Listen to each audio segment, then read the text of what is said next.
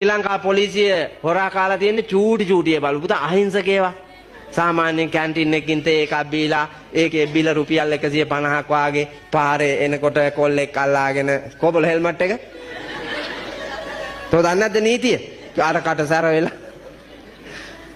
අනේ සර් අදට සමා වෙන්නකෝ. සමා වෙන්න වැරදි කර එහෙම පුළුවන් දෙයක් ලංකාවේ. දැන් උඹත් අරිනවා ඊළඟ එකත් අරිනවා ඔකොටම සමාව දීලා වැරදි වලට මං යවනවා. ඒක තමයි නීතිය.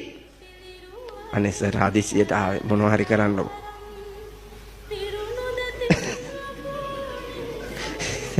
අර කවබයි කරන පොත අරගෙන පෑන මෙහෙම කිට්ටුවෙන් තියාගෙන පොත මේ ලියන්නේ බය කරනවා. තෝ දන්නවද අඩේ? රුපියල් 15000යි. අනේ සර් එපා සර් මම මොනවම හරි කරන්නම්කෝ. එහෙනම් කොරණ එකක් කරාපිය ඉක්මනට. අනේ අර කගාව 150යි තිබ්බේ මාත්‍යා. 150යි තිබ්බේ.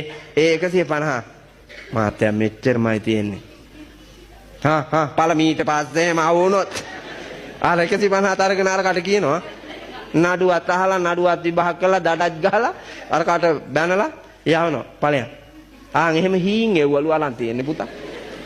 ශ්‍රී ලංකා පොලිසිය එහෙම කෙරුවා අධ්‍යාපන අමාත්‍යාංශ 50 ලක්ෂෙත් තරන්ලු පුතා. ලක්ෂ 50කුත් තරන්ලු. කොල්ලන්ව ඉස්කෝලේට දාන්න. එහෙම ආකල්පයක් ගෙනල්ලානේ ලංකාවේ හොඳ ඉස්කෝල තියෙනවා නරක ඉස්කෝල තියෙනවා පෝසත් ඉස්කෝල තියෙනවා දුප්පත් ඉස්කෝල තියෙනවා උගන්නන ඉස්කෝල තියෙනවා උගන් නැති ඉස්කෝල තියෙනවා දුෂ්කර ඉස්කෝල තියෙනවා දුෂ්කර නොවන ඉස්කෝල තියෙනවා. එහෙම ලංකාවේ සංස්කෘතියක් හදලා. ඒකොල්ල නිදහස සමරනවා අර අප්පහරේ. නිදහස් අධ්‍යාපනයක් තියනවලු කියලා ආහාරේ සමරනවානේ. නිදහස් චතුරස්‍රේ. ගෙනාපු කක්කුස්තියටම පුතා 1 කෝටි ගානලු. පැය දෙකකට මේකට පැය දෙකකට. හින් එක ඔය සමහර වචන කපාපි ඈ